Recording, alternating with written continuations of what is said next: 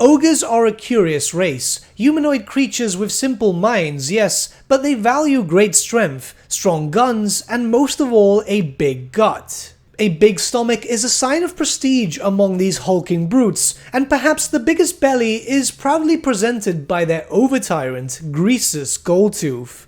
Overtyrant is but one of his many titles, and we should, out of respect, address him with his full name. Trade Lord Greasus Tribe Stealer Drake Crush Gatecrasher Hordemaster Goldtooth the Shockingly Obese. Don't be fooled if this is the first ogre you're hearing of. That many titles rarely fall upon one single ogre, but Greasus is the exception to that rule. Born into the powerful Goldtooth tribe as one of many whelps to the tyrant Goth, Greasus, like his siblings, grew to be strong and fat. All of his siblings would have eventually fought for supremacy and the right to rule, but perhaps they had not planned for Greasus to outright challenge, kill, and eat his father to take the mantle of tyrant leading the Goldtooth tribe. Many believed that Greasus was nothing more than but an upstart, while others sensed a greatness from his bulging stomach as if the Moor had blessed him. For not long after he took over his tribe did he declare himself as the only ogre who would be worth the title of Overtyrant, ruler of all the tribes.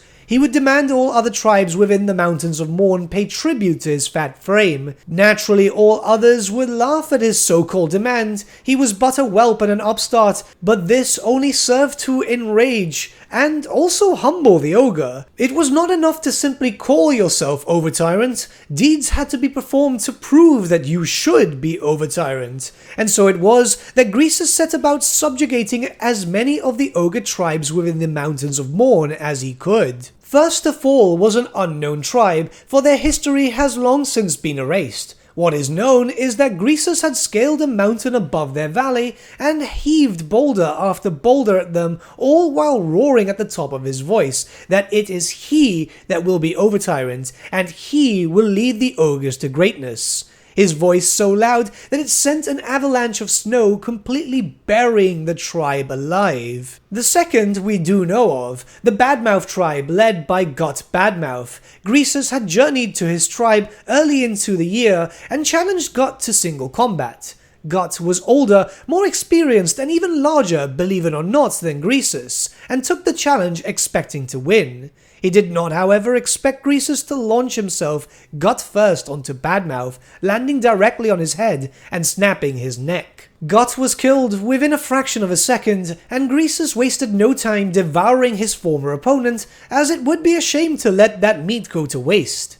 The Badmouth tribe would debate if this was in fact keeping to ogre pit fighting tradition. Some bruisers would claim that he had no right to rule, and thus challenged him too, but as the same as their former tyrant, Greasus killed them and ate them without any trouble. Eventually, after enough had fallen, the rest of the Badmouth ogres bent the knee. This was only just the start of Greasus' ambition, and while the rest of his subjugation of the tribes is not documented, as of course ogres are not keen on writing down such events, or any events for that matter, but many tribes soon fell before his might, and it would not take long for the grand majority of the ogre tribes within the Mountains of Morn to be under his belly. Greasus would soon claim the title of Overtyrant proper, with his rule being known to many far away from the Mountains of Morn. Goldtooth had since then grown older, fatter, and larger. Most importantly, richer than ever before. With his coffers so full, he now claims to be too rich to walk. Often being pushed on his makeshift moving throne by noblars, he now remains unchallenged to his claim and rules with an iron stomach.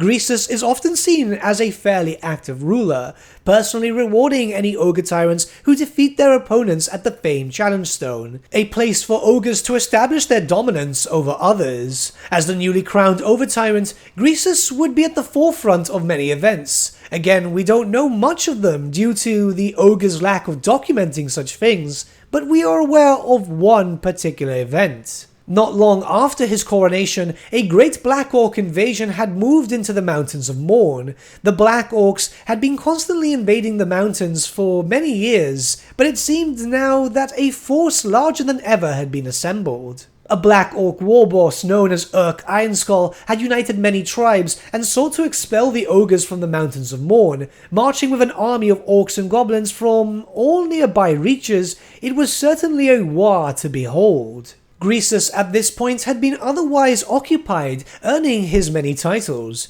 Goldtooth had performed feats of strength that carried his name across the Ogre Kingdoms, slaying the great ice drake Jorgril, earning him the title of Drake Crush, breaking open the stone gates of a dwarf mine, hence the moniker Gatecrasher, and eating an entire herd of gruntelope, earning him indigestion. It was simply too many hooves in one go. It was only then that he learned about Urk, and knew that defeating this orc would fully cement his claim to Overtyrant, and any straggling ogre tribes would bend the knee. He gathered the tribes and beat others into submission as he moved his forces closer to Firemouth, a great volcano which serves as the youngest deity for the ogres, now threatened by the orcs. Ogre tribes would march up the mountain, wearing out their stamina as the orcs met them, each time fresh and ready to fight. Greasus knew well enough that each tribe acting independently as they fought the orcs would be a losing fight, and thus he called for a war council, his frame making all other tyrants look like dwarfs in comparison. They listened with awe as he explained that the orcs had grown smarter,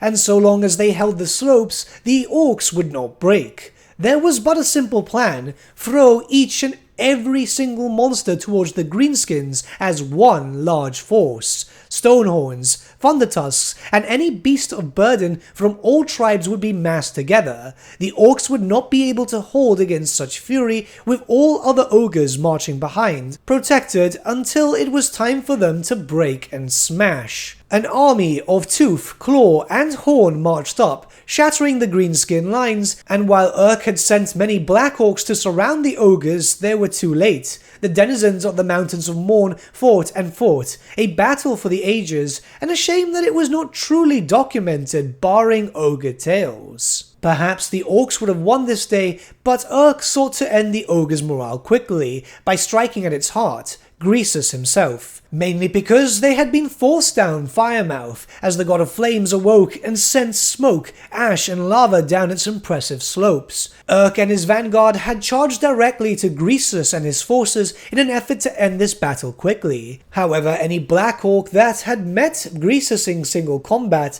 was ripped to pieces in a matter of seconds. Even Urk's own banner bearer had been sent flying by a mighty blow from the ogre leader. Urk had naturally been enraged to see his banner fall to the enemy and cut his way through to Greasus himself, and there Urk made a fatal mistake. Greasus could only smile as he threw down his scepter and picked up Urk with his own bare hands. While Urk had tried to fight back and indeed landed impressive blows against the ogre, Greasus would laugh as he squeezed and squeezed and squeezed, crushing the war boss within his own armor. Urk was naturally defeated, laying dead, and all that remained was a husk devoid of bodily fluids, as the ogre had squeezed all out of him as if he were a simple lemon. The orcs had broken, and the ogres would celebrate for about a week, where then Greasus Goldtooth, Overtyrant of the Ogre Kingdoms, would proclaim, "Today the orcs, tomorrow the world,